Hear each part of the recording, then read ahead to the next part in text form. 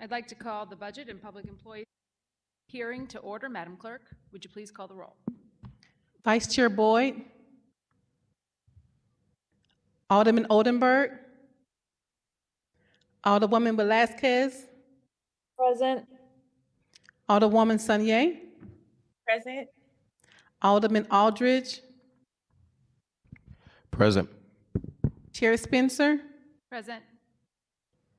Vice Chair Boyd, Alderman Oldenburg. We have 4 present. We have a quorum. Thank you, Madam Clerk. We have just one item of business today, and that is our city budget. This morning, our first hearing will be the Collector of Revenue's office. Mr. Collector, you're welcome to join us. If you don't mind, introduce yourself, any staff members you have for those at home, and we'll start going through your budget. I think we have some printouts. Is that right? Were these printouts from you? Okay, I just want to make sure. Do we have them electronically for those online? Okay, thank you. Great, thank you. All right, Mr. Collector. Good morning. Good morning, Madam Chairman, members of the committee. Make sure your mic's on. My name is Greg Daly. I think your mic might not be on, Collector. It's just a little click button right there. Should turn There you green. go. Good morning. Good morning. Good morning. My name is Greg Daly. I am the Collector of Revenue for the City of St. Louis. With me this morning is Mr. Mark Stoff. He is the Chief of Staff for the Collector of Revenue's office. If I could, I would just like to go over a few things with regards to the Collector of Revenue's office, and certainly be open to questions as they may come up. Mr. Collector, just real quickly, if you don't mind, just going over real quickly what your office does, just, kind of overview the functions and the things that you oversee. Okay. The Collector of Revenue is a fee-based county office. Its fiscal year begins on the first Monday in March, and that's prescribed by state statute. We're responsible for collecting real estate taxes, personal property taxes, earnings tax, payroll expense taxes, water fees, and refuge fees. Collections made by the Collector of Revenue are distributed throughout the city to support various public services, facilities, and agencies and funds. The earnings tax is the largest funding source for general revenue, comprised of 1/3 of total dollars. During fiscal year ending March 3rd, 2024, total collections were $800 million, a little bit more than $800 million. Real estate and personal property, $491 million. Earning and payroll expenses, $292 million. Water, $52 million. Trash, $16 million. City disbursements breakdown: real estate, personal property, $585 million to designated agencies such as public schools, Zoo Museum District, MSD, Sheltered Workshop District, and 12 others, TIFs and Central Business Districts. Earnings and payroll expenses, $281 million to general revenue. Water, $50 million to the Water Division. Trash, $15 million to the Refuse Division. As directed by state and local offices, the Collector of Revenue is funded by commissions on fees and taxes the office collects, which range between 1.5% and 4%. In June, any excess commissions after operating expenses are distributed to the appropriate agencies associated with the tax or fees from which commissions were derived. Excess commissions from this year will be about $13.2 million. And since I have become the Collector of Revenue back in 2008, our distributions have exceeded $170 million back to the city. The Collector of Revenue currently has 85 full-time employees and part-time employees. We're located on 3 floors of City Hall. We're about 7 employees down at this time. Much like all city departments, salaries and benefits make up the largest expense for the collector of revenue at right around 70% of our total expenses. All employees in the collector of revenue's office make at least $18 an hour and receive paid parking provided by the office, which is something we just brought into fruition last year. We pay an assessment to the comptroller's office for the space that we occupy, the support we receive from the ITS, and other associated costs. This year's assessment is $645,000. We assist other departments, the assessor, the license collector's office, the health department, Operation Brightside, the election board, by offering personnel and equipment for large mailings that they need to inform our city residents. Collector of Revenue has received ARPA funds in conjunction with working with the mayor's office to allocate on behalf of what we call the RETAF, the Real Estate Tax Assistance Fund, for eligible and improved homeowners which are behind in their local taxes and in danger of having their homes sold. RETAF funds are not commingled with any other funds. If any interest earned stays with those funds.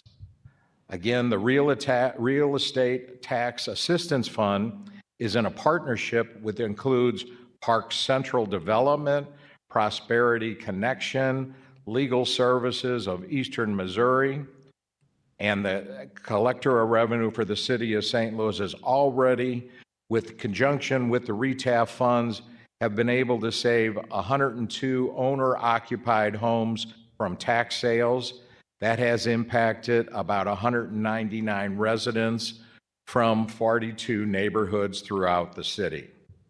The Collector of Revenue is currently collaborating with the Water Department and the current administration to develop a comparable program to assist our neighbors in similar circumstances with their water bills.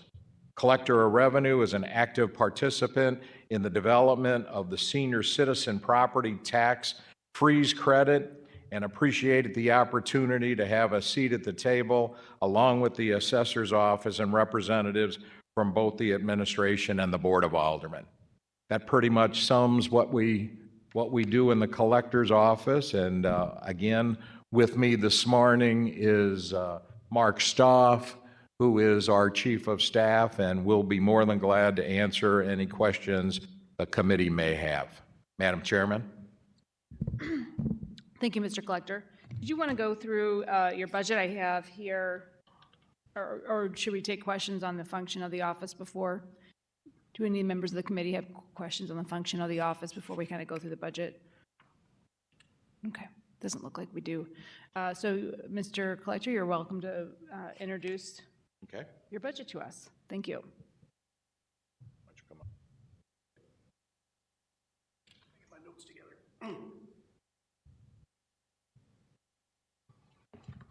All right, so, excuse me, Mark Stoff, Chief of Staff.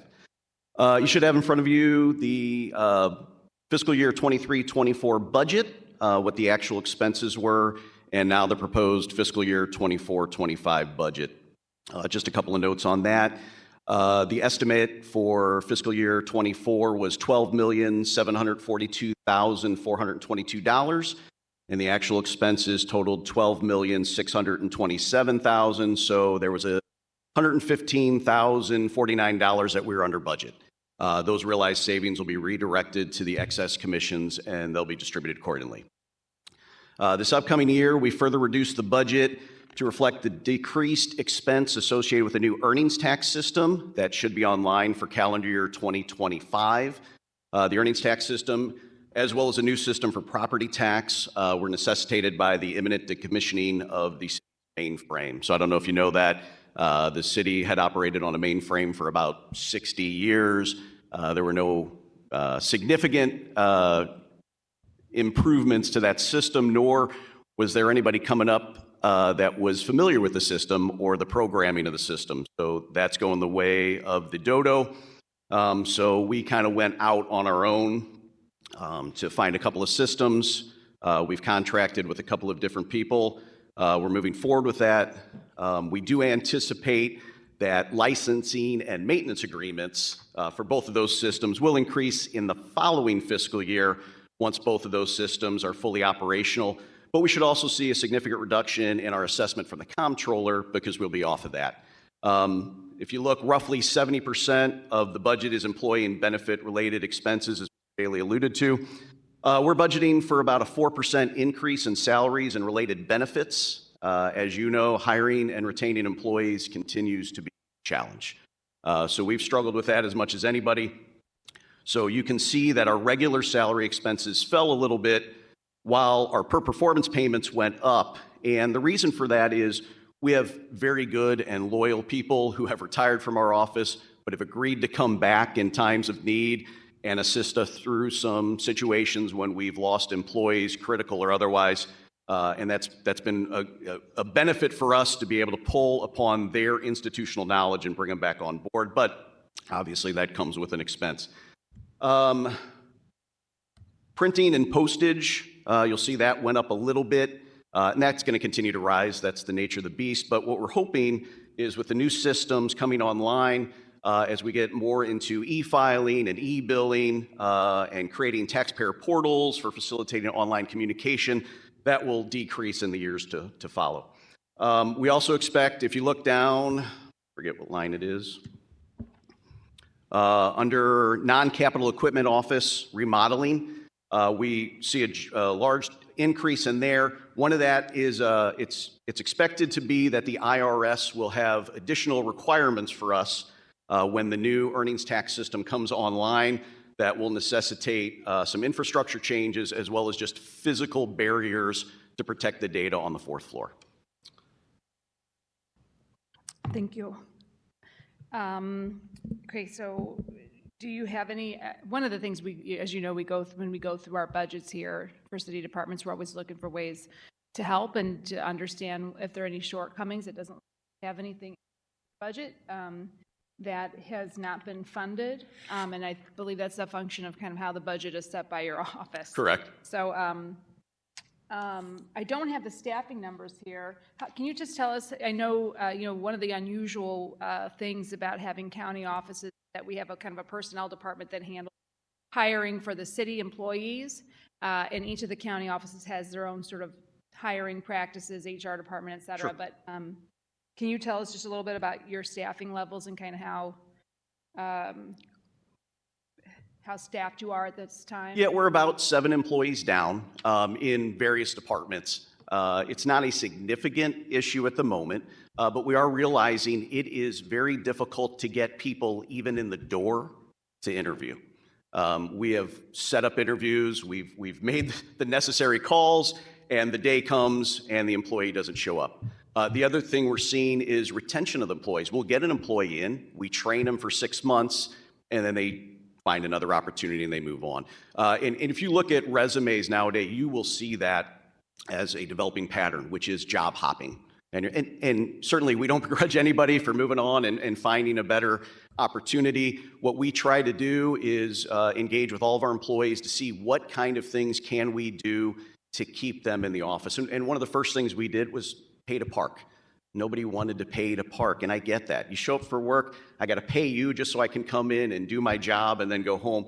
And so we were able to offer that, and that's been a tremendous advantage for our employees. And it's good for us to be able to go out there and sell that to somebody coming in the door. Hey, we're going to pay for your parking. You don't have to worry about that. You come right in. Some of the other things we've done, it's the same thing. It's morale stuff. It's dress down days. We can't offer work from home. We can't offer a lot of these things at some of these other places, but we can offer an atmosphere and an environment where you do want to come in every day. As Mr. Daly likes to say, we spend more time with people at work than we do with our own families. That's just the nature of of the business that we're in. So if you can't enjoy that time, you're going to start to dread it, and then you're going to start to look for somewhere else to go. So what we do is, through various places, we try to recruit. We'll show up for job fairs. We'll go through Indeed. We go through Monster. We do a lot of word of mouth. We'll put out to our own employees, hey, if you know somebody. But yeah, it's a challenge just getting people in the door and then keeping them once they're here. Okay, that's very helpful. I appreciate that. As I just want to note for the committee and folks at home, just for clear understanding, we don't actually approve your budget. Correct. But we appreciate you coming before us and sharing it with us and letting us ask questions. So I'll turn it over to the committee for questions in order of seniority and attendance. We have Alderwoman Velasquez, I believe, first. Alderwoman? Hey, yes. Thank you. Good morning, Collector of Revenue Daily, and I didn't quite catch your Chief of Staff's name, but thank you for being here. I just have a couple quick questions, sort of more tangential than anything else. Well, this one is not. Can you just talk about, I guess, on the line item, the advertising line item for the sheriff's office? Can you just talk about that line item a little bit more? Yeah, so in the past, we would be out of pocket for all of those expenses. That has now been passed on to the person that is being billed at this stage of the game. So there really is an expense item for us. It stays on there in case that were ever to change. We also used to advertise in a bunch of different periodicals. I think we're down to one at significantly lower cost. Might be the Lake Tribune. I can't remember. I can find out that information for you. Daily Record. Okay. That's where we post that. But that's where it originally came from. For a long time, we were out of pocket on all those expenses. That's since changed.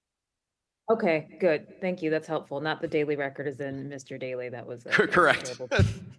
So bear with me on my puns. Just secondly, just really curious. I know that I've gotten a lot of calls about RETAP. I know that's helped. That's tremendous. That's been a program that's helped the city tremendously, and I get a lot of questions about it.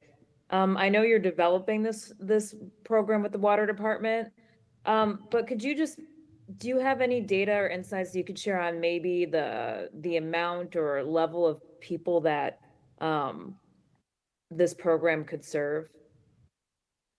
So we're still in talks. I think the amount appropriated and the water division be better, but I think it was in one of these meetings, it was mentioned either $900,000 or $1 million was available. And the early talks were about having available up to $500 in funds. I think that conversation has shifted a little bit to talk about need and where people are at. To my understanding, the city has not begun shutting off water for residences yet. So I think what they want to do is put this program in conjunction with that. I know they've started shutting off commercial water if you haven't paid your bills. But, that stopped in the pandemic and they're starting it back up. So when initial estimates were we could help up to 1,800 properties, and I think we were going to use the same kind of parameters that were used. You had to be an owner-occupied home. You had to live there. That had to be your primary residence. But those talks are still ongoing. Great. Well, I just want to echo the chairwoman and just appreciate you both for being here, and also just in the sense of, as being a newbie to the budget process and learning a ton of things every day, it's helpful to me, and also just knowing that you don't have to do this, but you've chosen to do this and prepared for this presentation in advance. So I appreciate that. Thank you. And with that, I have no questions. Alderwoman Saunier. I never know which one to look at. No, she's online. She dropped. Alderman Eldridge. Thank you, Madam Chair. Thank you, Collector, for being here, Chief of Staff, and the rest of your team that was here. Not much questions, just for the public, like the chairwoman said. We really don't have, you kind of being a city-county office, don't have the ability to decrease or do anything with your budget, but appreciate your office for still contributing to kind of the city general revenue from the percentage you do. I just want to, I think I said it last budget hearing, say it again, what I really appreciate about your office and some other city county office like Recorder of Deeds is really making it more easier for taxpayers to try to access and be able to get documentation where they don't always have to come down to City Hall. It's very archaic coming from Jeff City to City Hall. City Hall is very archaic and trying to get it up to the 21st century, but I think your office has done a really good job with being able to pay bills online. Our city website is a little dinosaur, so you guys went beyond and got your own kind of website to make it more transparent and accessible for residents. So I appreciate that. And even paying workers, at $18, and I know some people get paid more than that, but $18, and especially when you talk about parking, not having to, make $18, but then maybe pay for your own parking and walk. So I hope other offices are taking note on the type of way that you guys are supporting the staff, which I think keep workers in the city of St. Louis and make people in the city of St. Louis be happy to pay their check out to Gregory FX Daily when they can do it online and not have to come downtown. So thank you.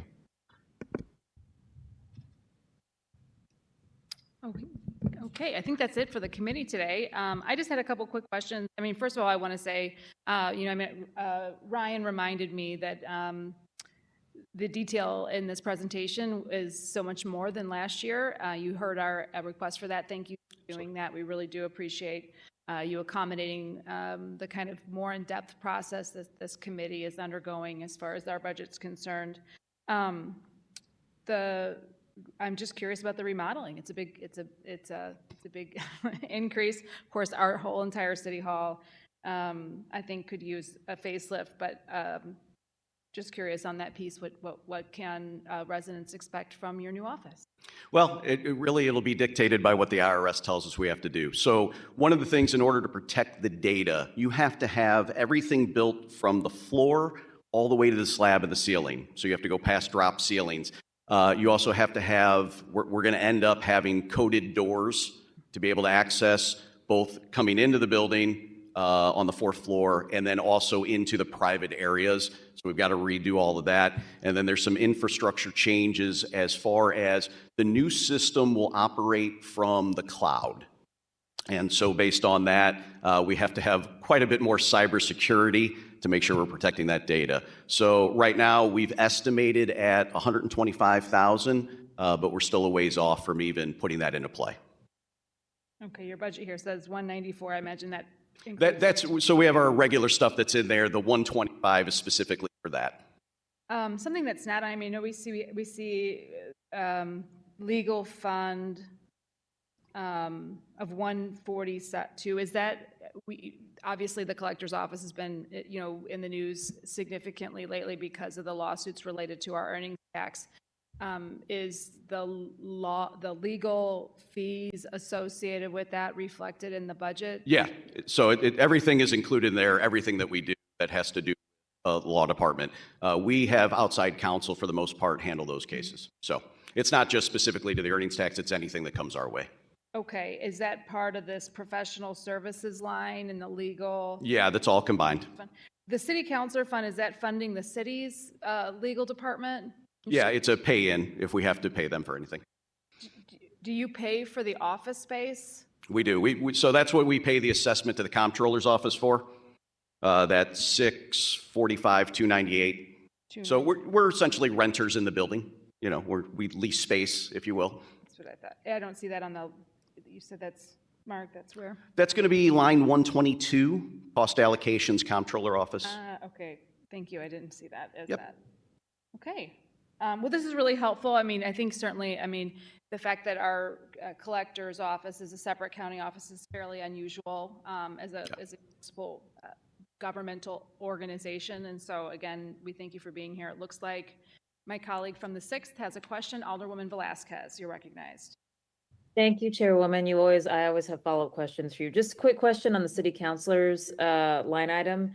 Is that essentially billable hours, or is that like essentially a retainer? I know that, you're paying for services, but just curious. Yeah, more or less. That's a holdover from earlier years when we used to invest in those quite a bit more. Most of our things are handled now through outside counsel, but it would be billable based on whatever they do for us. Great, thank you. Okay. Well, again, thank you. We have no jurisdiction over your budget, but again, we appreciate you spending time with us here this morning.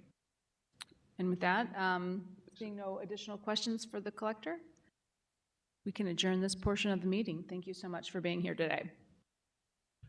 Madam Chairman, thank you very much for the opportunity. Hopefully, we were able to inform the committee on what we do down on the first floor and the fourth floor and in the basement. So please don't hesitate. If there are any further questions, contact us and we'll be more than glad to help out in any way. Okay, thank you. Appreciate it. Okay, our next department would be the License Collector's Office. Madam Clerk, is the license collector here? Not as of yet.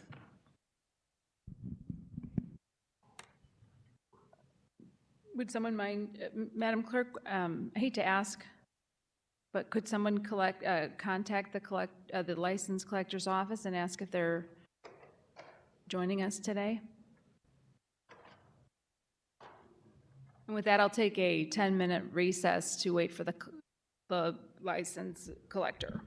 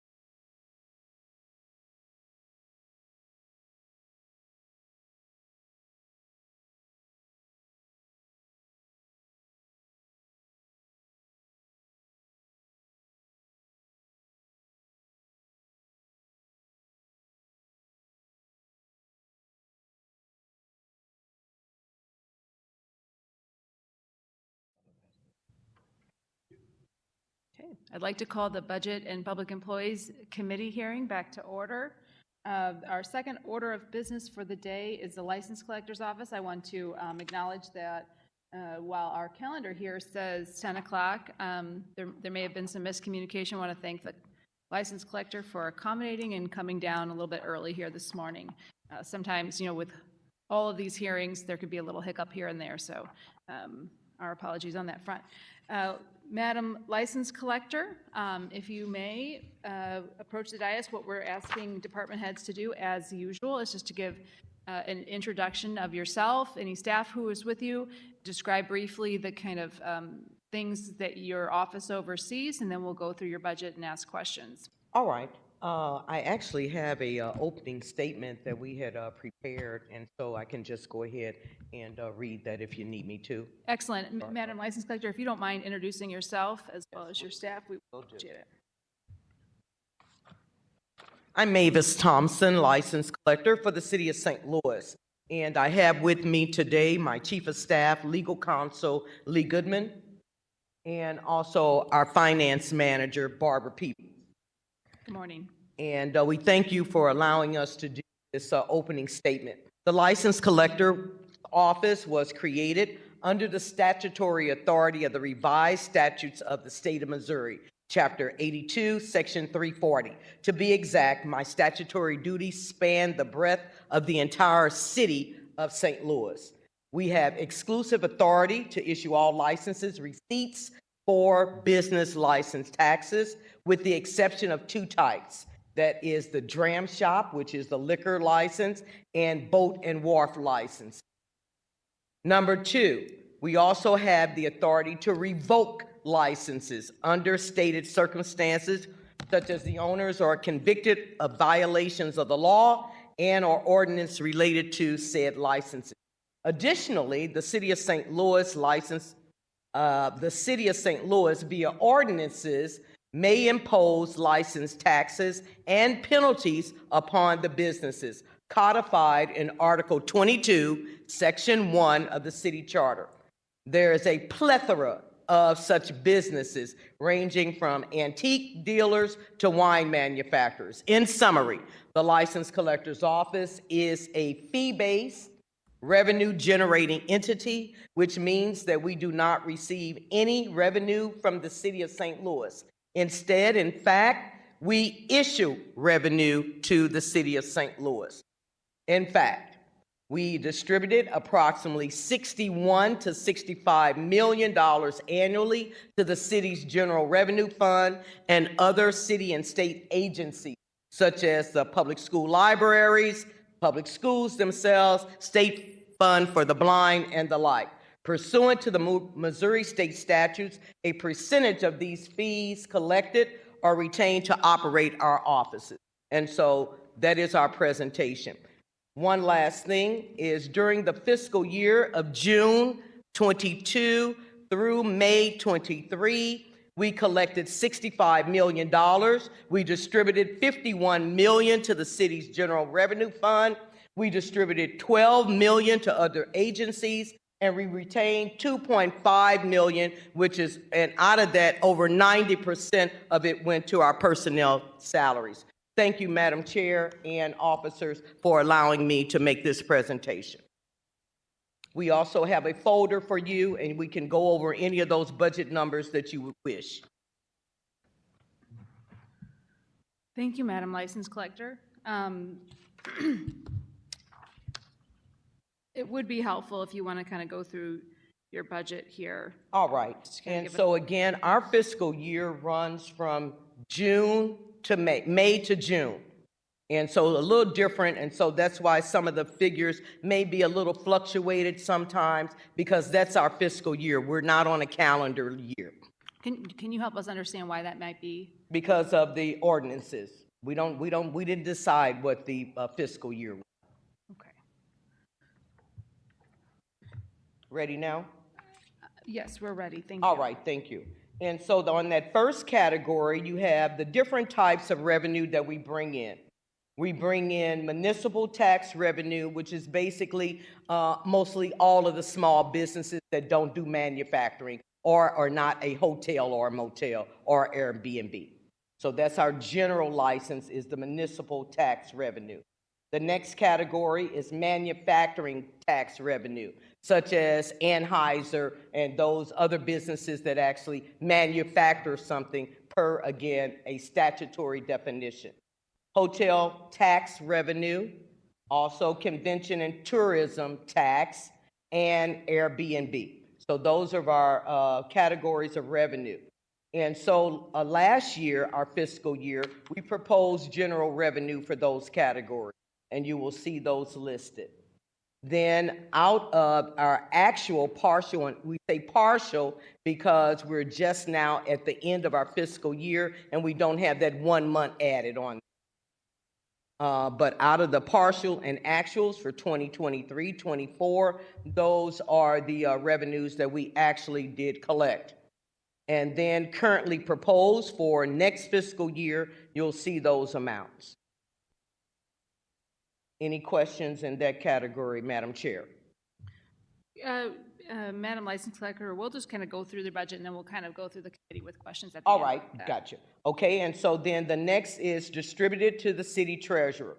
And so out of that, what we proposed to give was about 43 million due to still trying to get the recovery from COVID. And then the partial and the actual, we're already up to 39 point some million. And our proposed for next year would be 43 million.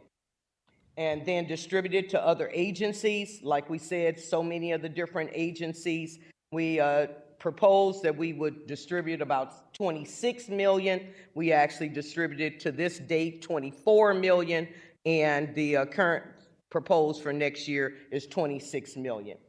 Then out of the License Collector's Office Commission, we proposed that out of those categories that we would collect, that we would keep commission totaling about $816,000.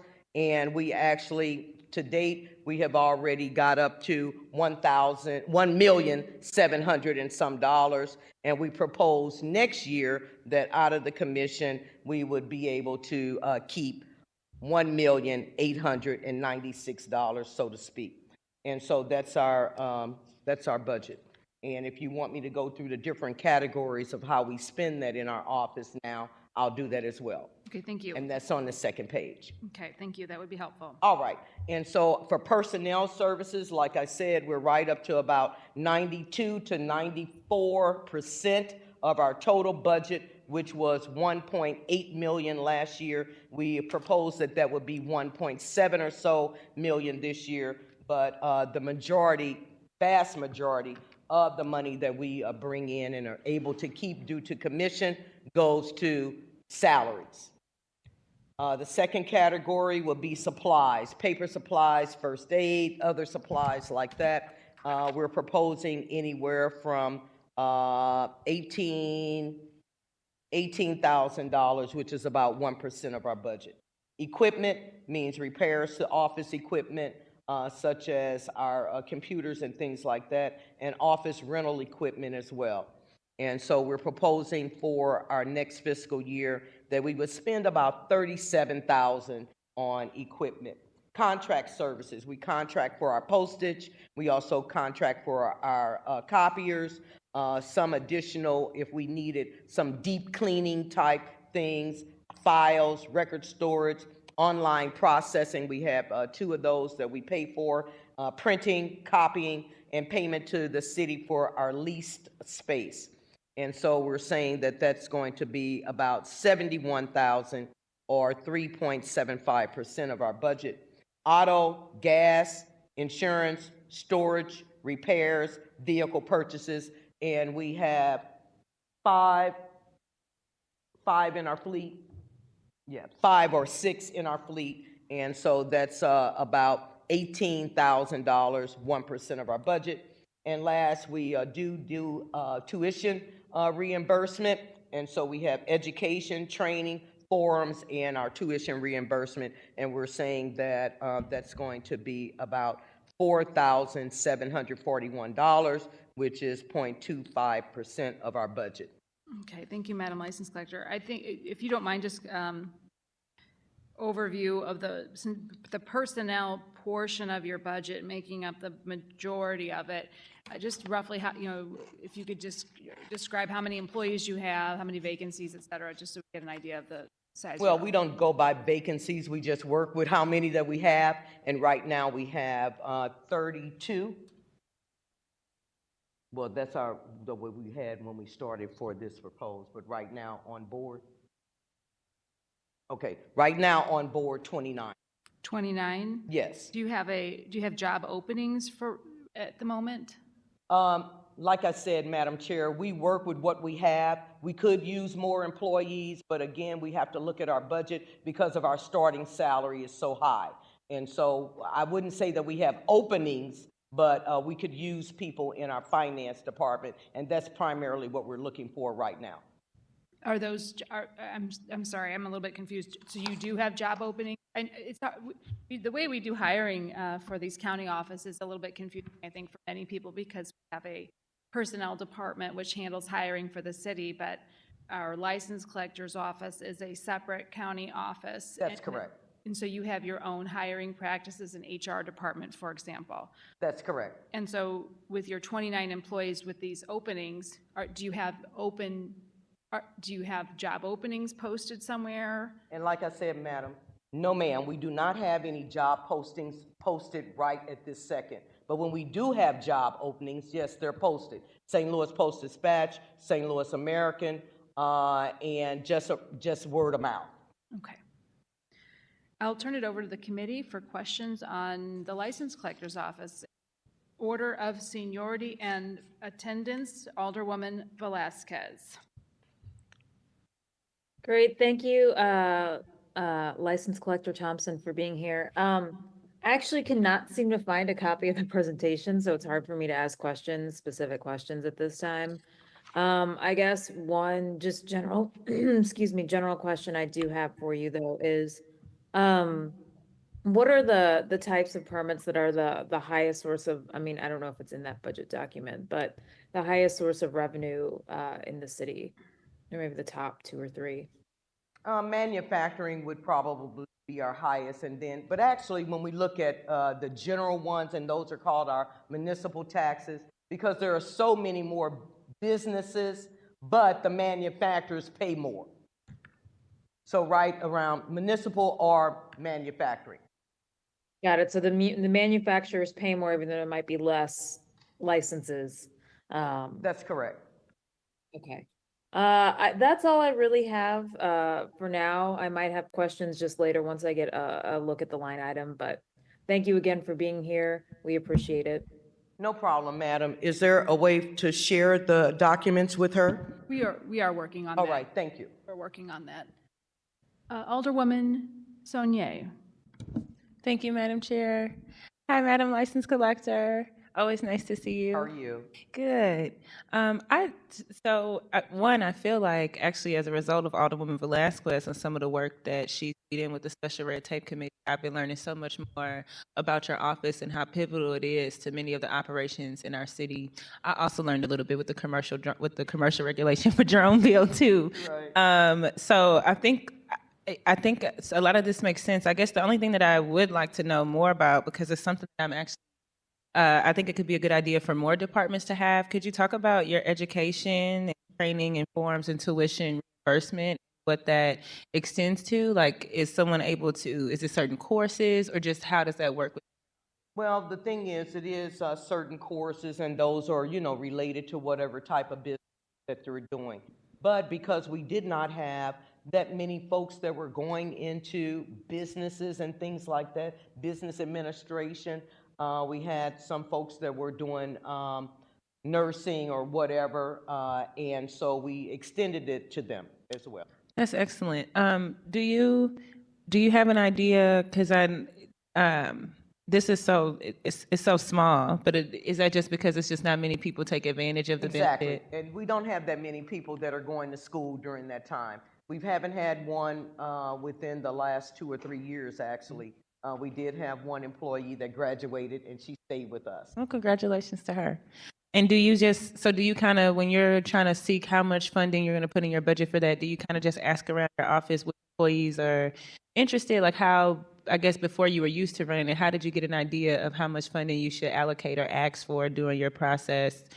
How did you do that? Exactly like you said, who's planning on going to school, and did you, we have the tuition reimbursement, and we can help you with that if you're planning on doing it. The same way that we do with any other thing, our computers and stuff, okay, somebody's computer's been acting up a lot, they need a or do you need a new keyboard, or, different things like that. And so we do surveys around the office to the employees. And would you say that your office is not, a general question, that your office is not dealing with a struggle with vacancy, or how would you? Right now, like I said, we're not. The thing is that we're stable right now in our finance department, and we know that we've had some pickup now that is during our busy season, renewal season. And so what we do is sort of go back to some of our retirees that can come and help us out. And we have one person right now that came back to help. Two people that came back to help as retirees that have worked there, because it takes too much time to train, new people right now during this particular renewal season. And so we brought those 2 retirees back, and they just got right back in and doing what they're doing.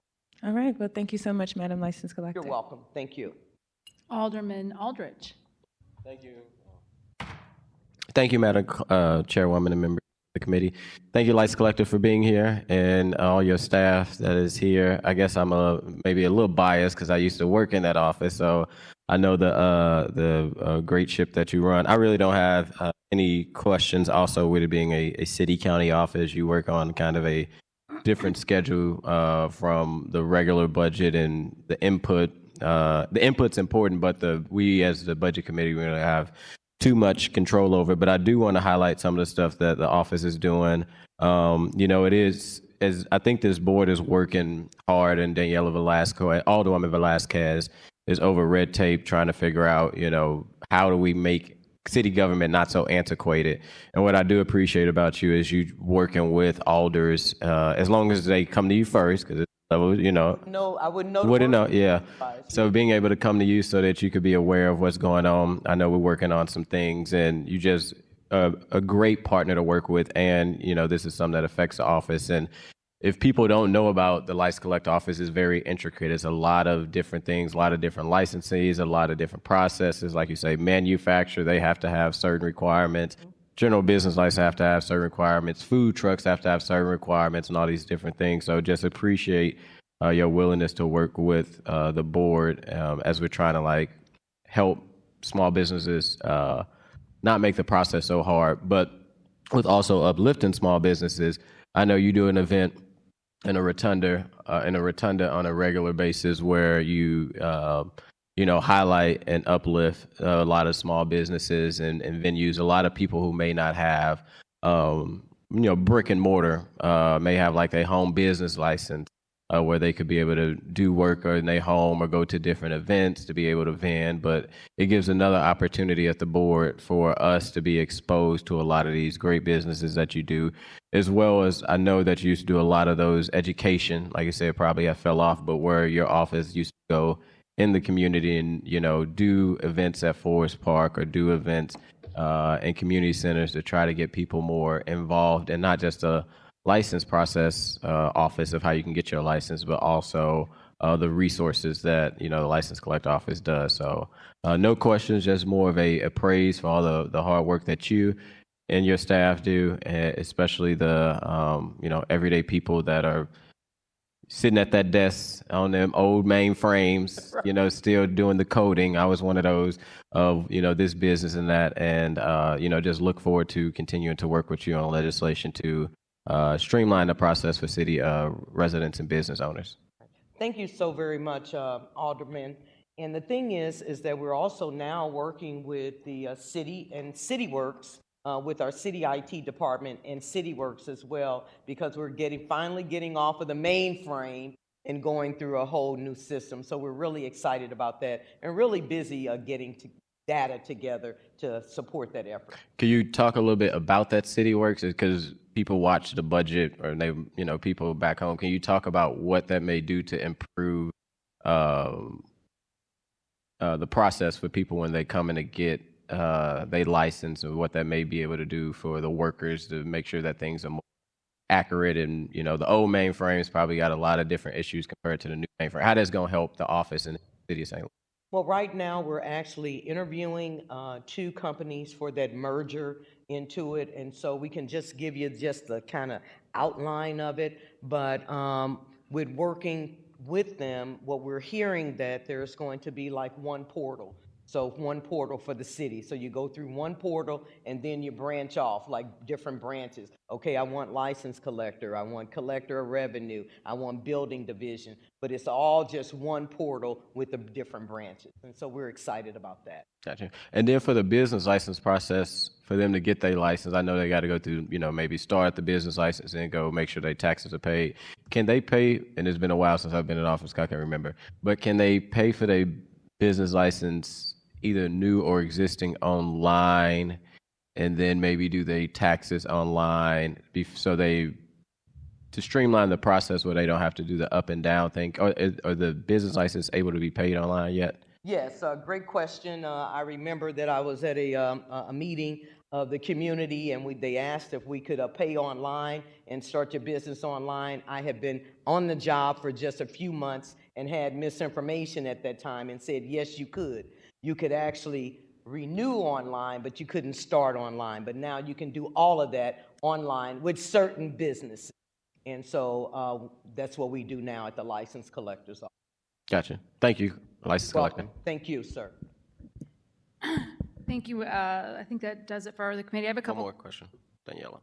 questions myself. I'll turn back to the Alderwoman from the 6th. Alderwoman, did you have a follow-up question for the collector? I do, and I appreciate it. I got the document in hand. Thank you, Chairwoman. Just a couple other quick questions. License Collector Thompson, since I finally have the budget projections, just 2 questions that are sort of related. Obviously, we passed a short-term rental bill here at the board last session. I know that the city has an agreement with Airbnb, but can you just talk a little bit about, I know that the partial and actuals look a little bit lower than what we budgeted for and what we're proposing for fiscal year, but are we on track? Are we lower? Is there any, interaction because of this new bill that you're going to see in the projections for that amount? And I don't think that we're under, let me look back here for the projections previously proposed. And Oh, yeah, I guess the actuals are 65. yeah, That's what I'm sorry. right, what we're on Actuals are- track for now. It's hard to tell because now not only do you have, Airbnb was actually the main one, but you have so many other types that you can do that rather than hotels. And it's just hard to try to keep up with all of the online businesses that are going on, let alone the people that are just renting out rooms themselves. And so that's why we're working with the short-term rental committee, automatic committee, to try to get some of those questions resolved. Okay, well, obviously, if we can be of support, I know it's been a big deal all over the city. So just was curious about that. Is there anything else just in the projections that you see? I mean, I know that at least I've read that restaurant taxes are up. The tourism piece I feel like is, despite the doom and gloom in the news, that we've actually been doing well on that. So can you just talk and just a little bit about projections? Are we on track? We seem to be on track, Madam Alderwoman. The thing is that remember, we're not legislators. And so the law is what the law is, and we follow the law. So that's what we were talking about, even with the red tape committee. We don't set any of those ordinances or things like that. We don't have any internal procedures that the people have to go from office to office to office. And so that's why we're excited about trying to have this one portal where, we can look into just a look only. We're not trying to, step on anybody's toes or take away their statutory authority, but just a look so that we don't have the people running all around the building. But also the Business Assistance Center has helped us out greatly, and they do well with very new businesses that are coming in, and so they can help tell them where to go and walk around and do that instead of just coming straight to the license collector's office, and we have to tell them that same thing. So we're excited to work with them as well. Great. Well, we're excited for the online portal. I know the people are excited for the online portal. I know that's not totally germane exactly to this conversation, but we are, I think everybody is looking forward to that. So with that, Madam Chair, I yield, or I don't yield. I don't have any more questions. Thank you. Thank you. No, Madam License Collector, we're excited to hear you getting off the mainframe. I understand that you might be the last holdout on the mainframe, so I think it'll be. Well, I didn't think we were a holdout. They just got to us last year. We weren't the holdout. Okay, well, I think it's going to be a good move for the city to be able to get rid of that. I know it's an expense for the city, and certainly is a very archaic structure that needs to go. I have a couple of questions. One of the, in your presentation, you described contributing funds to the city, but I think, it's my understanding really that the license collector's office is really sort of collecting licenses on behalf of the city. So, I think there's a more symbiotic or more collaborative relationship. I'm hoping, in sort of the language there, just because, the license fees are, as you pointed out, directed by the city of St. Louis really on behalf of the city. One of the things we were really discussing yesterday in great detail in the Red Tape Committee was some licenses required for food truck vendors, and sort of the requirement that each employee of a food truck have a badge and be licensed in a particular employee manner. This was a requirement by the license collector's office, and it kind of reminded me. No, ma'am. All those rules and regulations were set up either by Aldermanic Committee, Streets Department, Parks Department, not the license collector's office. I've been fighting for years that we shouldn't have certain vending districts and all of that, and we should already be able to go across the city and do whatever. So no, ma'am, it wasn't set up by the license collector's office. Okay, that's very helpful to hear. If you have those issues, this is the first I've learned of them. So certainly I think maybe sharing your concerns or your perspective as a license collector with the legislating body would be really helpful. In particular, We've done that with the ones that we're meeting with. We're meeting with short-term rentals. We've already met with Red Tape Committee. And so all of those things have been brought forward in our meetings that we're talking about. Because again, we're not legislature. We follow the law that's already written either by the Board of Aldermen, the state statutes, the building commissioner, the Parks Commission, or the Streets Commission, especially when it comes to food trucks. And if you will recall, the reason why I started a food truck festival was because of all of the red tape that was associated in trying to just get their business out there using a food truck. And so now we have a food truck event every single year, but they still have to go through those things.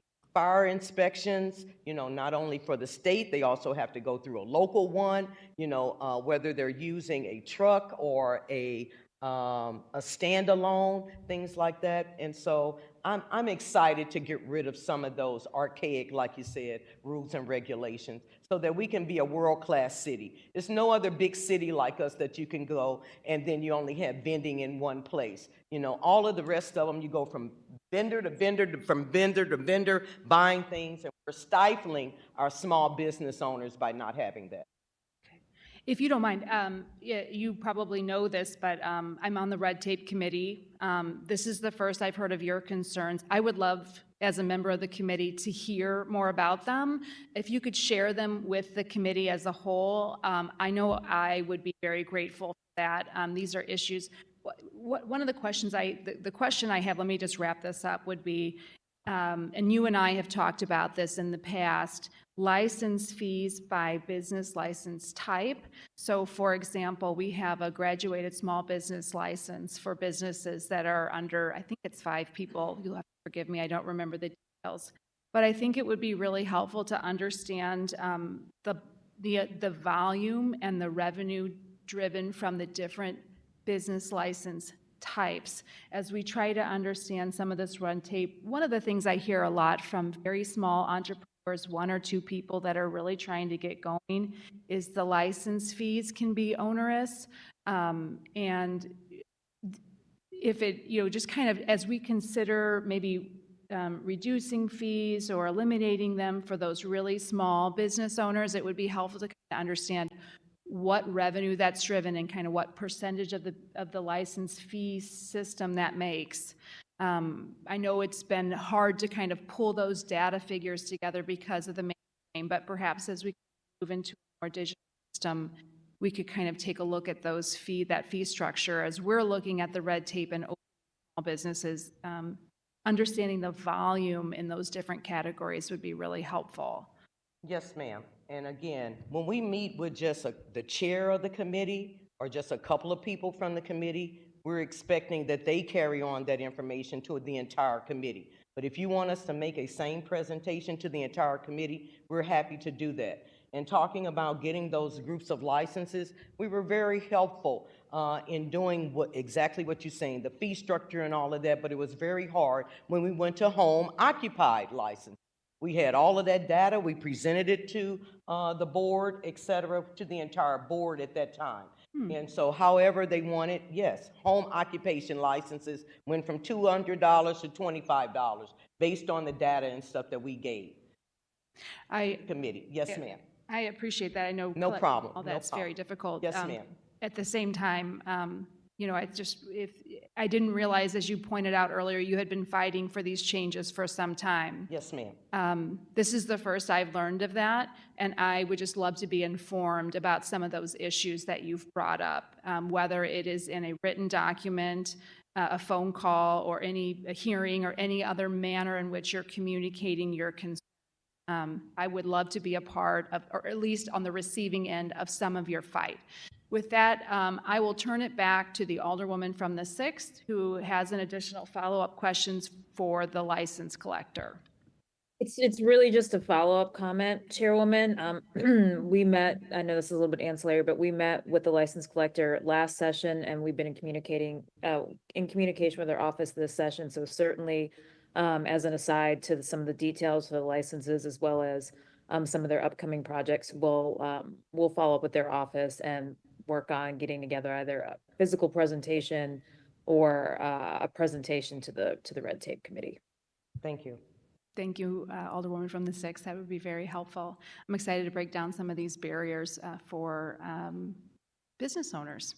Okay. Yes, ma'am. We have been doing that from the very start. Okay.